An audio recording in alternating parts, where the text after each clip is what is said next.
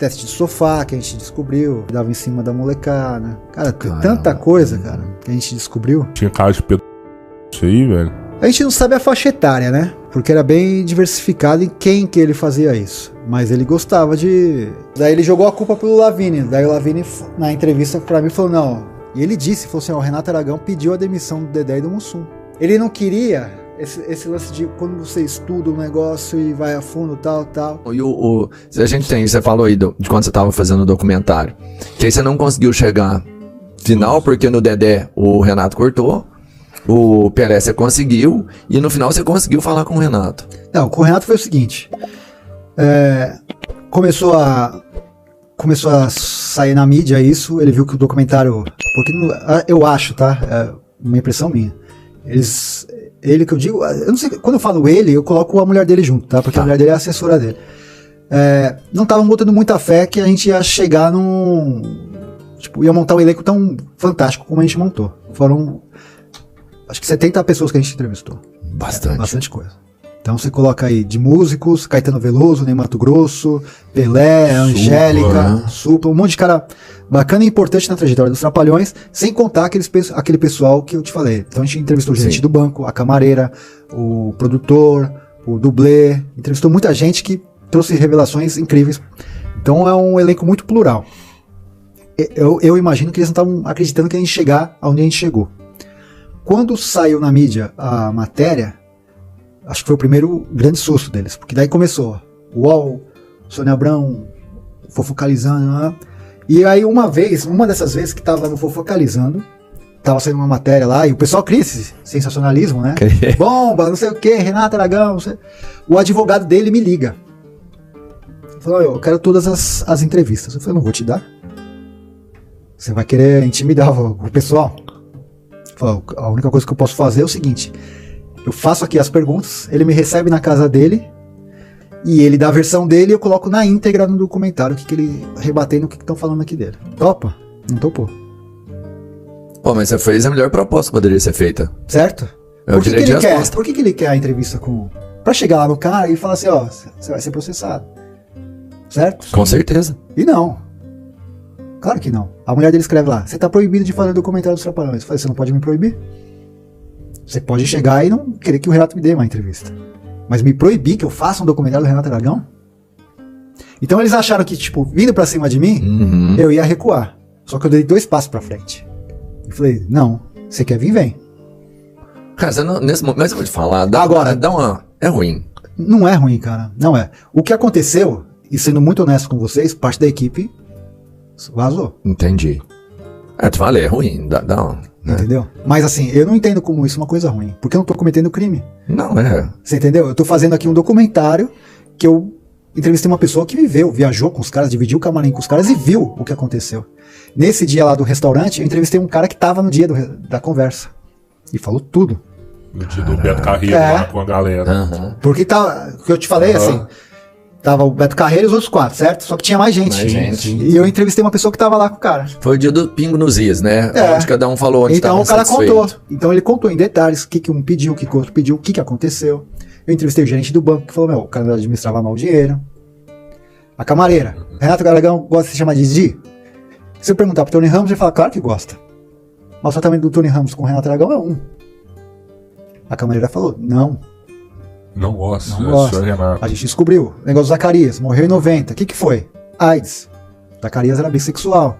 Sim. Qual que é o problema? Nenhum. Só que a gente tá falando pela primeira vez agora no documentário. Ele morreu de HIV, cara. Ele era bissexual. Na época o pessoal falou que foi infarto. Pneumonia, né? Foi por conta de uma dieta que ele fez e ficou debilitado e morreu. Não. Agora, qual que é o problema de falar 2022, 2023, que o cara era bissexual e que morreu de AIDS? Caralho, velho. Cara, se você falar disso, você encoraja outras pessoas a se assumirem, falarem disso e quebrar esse tabu. Naquela época, como ele era um ídolo infantil, esconderam isso. Era.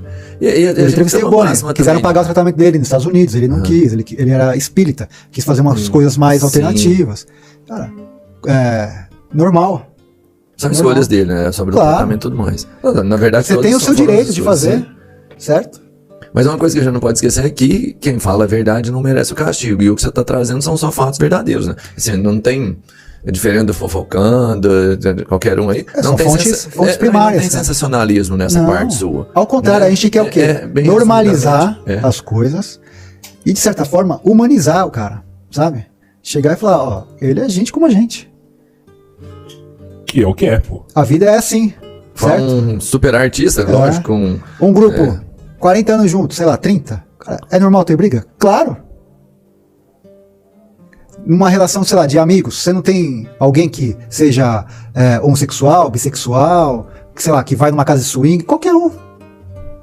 Que usa drogas, que já aprontou com alguém, entendeu? A gente fala disso. O mundo é assim, né? O mundo verdade, assim, né? O mundo tem na real. família, tem nos seus amigos. Agora, por que ele tá querendo, tipo, que não fale isso? Bobeira, cara. Infantilidade. Entendeu? E o Zacarias tinha filhos, não tinha? Era casado. A Laura, ele foi casado com a Selma Lopes, que é uma dubladora, ela dubla a Marge Simpson. A gente entrevistou a Selma Lopes. Cara. A gente entrevistou. Foi uma entrevista também que foi difícil ela dar entrevista, eu consegui que ela me desse uma entrevista. A gente fez campana lá em Copacabana, no estúdio que ela faz. Cara, foi uma vez, Selma, não sei o que, volta no outro dia, tal horário, tava lá. Pontual. E Selma. foi ela que te contou da doença e da bissexualidade? Na verdade é o seguinte, ela tem 90 e poucos anos, então tem o jeito que você fala com a pessoa, né? Então a gente começou a entrevistar, pô, a Selma, não sei o que, Zacarias, e aí uma hora eu falo, ó, as pessoas confundiam muito o personagem com a pessoa física, né? E falam dessa questão do Zacarias. Pô, enquanto ele tava comigo, ele era um. Depois, cara, ela respondeu ali, entendeu? Então é isso. E ela que falou da doença também. Não, ela fala que ele morreu de câncer. Tá. Até que no atestado de óbito a causa da morte lá tá insuficiência respiratória, tá? Mas nunca fica AIDS, sabe? Isso. Sim. Porque na verdade a AIDS o que ela faz é te deixar suscetível a ter alguma outra. Mas o médico que cuidou dele se recusou a dar entrevista pra gente. Roberto Luz. Não falou. Não fala. E eles tiveram problema com droga também? Não é que problema com droga, cara. Teve um caso que foi engraçado, que foi o seguinte. Em 77, os Trapalhões no Planalto dos Macacos. Lembro desse filme. Clássico. Eles faziam muita paródia com filmes, etc e tal. E aí, em Cotia, Grande São Paulo, tem um negócio de balonismo. Né? Então tem a cena do balão, que eles pegam um balão e vão para um outro lugar, tal, não sei o quê. E durante a produção teve um imprevisto, eles tiveram que se hospedar num motel na Raposo Tavares, que, para quem não é de São Paulo, tipo, a Raposo é uma estrada, uma rodovia que te leva para Cotia, né?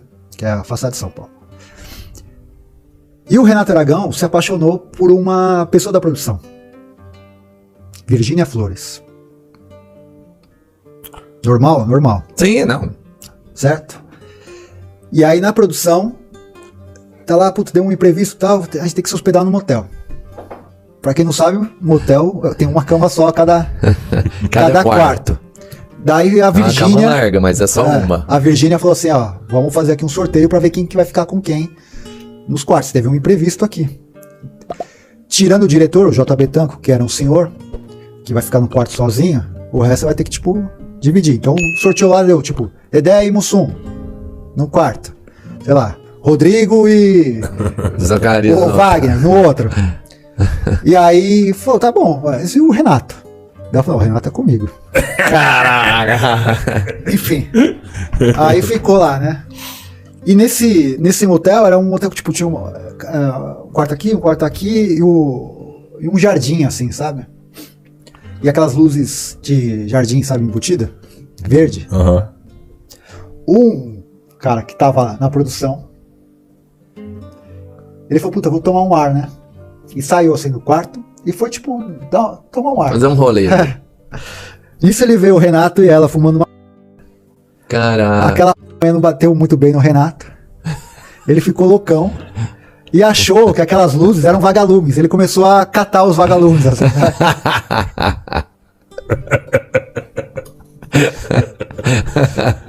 Mas foi uma só então. É outra história, não tem nada assim. Eu achava que talvez um deles assim pudesse ter tido alguma coisa com droga. Não, eram caretas assim, mas é um caso engraçado. O humaniza o cara, você entendeu? Sim, muito. Sim. Então, e até divertido, né? Vai bem dentro do que eles sempre entregaram, que é uma forma de comédia. Então eu não vejo assim, como ele tem muito hater, você vê uma notícia do Renato Aragão na internet, se você ler os comentários, é hater? 90% é xingando o Renato. Velho? então... a cultura do cancelamento, não. Faz sentido, irmão. Não vejo como os Trapalhões têm hate, O Renato. Se você vê qualquer notícia do Renato, leia os comentários. Pode ser notícia antiga. Faz essa pesquisa. 90% é tipo por conta disso. Ele sacaneou os outros 3, ele fez isso, fez aquilo e tal. O grande cara que, de certa forma, fez isso foi o Dedé, né? O Dedé, quando ele se separou 2 vezes do Renato. Essa de 83 e depois quando ele fez a turma do Didi, o Dedé é o comando maluco. E o Dedé saiu falando mal do Renato. Isso ficou, né? Tipo, o vilão e tal.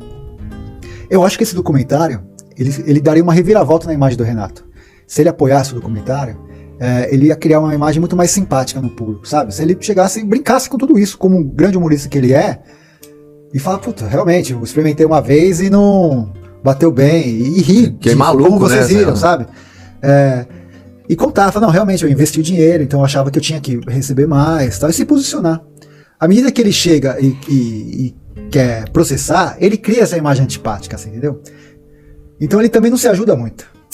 Cara, ele não dá entrevista. O Carlos Alberto chegou e falou, eu quero que você participe da Praça é Nossa. Ele não participou. Gustavo, o Carlos Alberto ajudou o Renato Aragão, cara, no começo da carreira. Quando o Renato estava em dificuldade, eles fizeram a Praça é Nossa. Antes dos Trapalhões começar, eles passaram por lá. Na verdade, acabou os Adoráveis Trapalhões, ele ficou um tempo desempregado. Sim. E o Carlos Alberto chamou. Tá. Quer dizer, o cara estendeu a mão pra ele lá atrás. Por que ele não poderia chegar e participar? Fazer uma pontinha, uma participação. Você acha que a Globo não tinha algum contrato de que ele não poderia participar? Mas agora ele tá fora, né? Sim. Mas mesmo depois, você tá... Acho como que se fosse um contrato de... exclusividade? Quando você, por exemplo, você monta uma empresa, você sai e fala assim, eu tô deixando esse imóvel livre, mas você não pode mais montar, por exemplo, uma boutique aqui durante tanto tempo. Um contrato de fidelidade. Isso não existe, mano. Ele saiu, ele podia ter participado. Eu participei do programa lá, o Persona em Foco, que foi em homenagem ao Dedé. O programa é o seguinte, vai o Dedé, ficou eu de um lado e a Silvia Massari, que foi uma grande atriz também dos Trapalhões, do outro. Então, a gente conversava com o Dedé e um programa em homenagem ao Dedé. E nesse programa aparecia outras pessoas dando um depoimento em homenagem ao Dedé. Então participou lá o Maurício de Souza, a ex-esposa do Dedé, que também é uma grande atriz, acho que é a Ana Maria. Daí acabou o programa, né? Eu falei, cara, o Renato não mandou um depoimento pro Dedé. Daí eu fui perguntar pra produtora, eu falei, e aí? Eu falei, não, ele não quis. Custava pegar o celular e falar, Dedé, que legal que você tá sendo homenageado. Sim. Então cria essa imagem. Você entende por que eu tô... Durante essa reportagem, você falando... Ele não se ajuda, cara. Eu vi um especialista até falando de humor e tudo mais.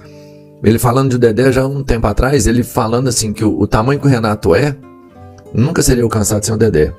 Porque pra você chegar no ápice de um ponto de comédia, você precisa de ter... Eles falam que é o escada. Sim. E o Dedé foi a maior escada que já teve dentro do Brasil. Os 3, cara, sabia? Né? O Renato fala assim, eu não sei fazer humor sozinho. E realmente não sabe.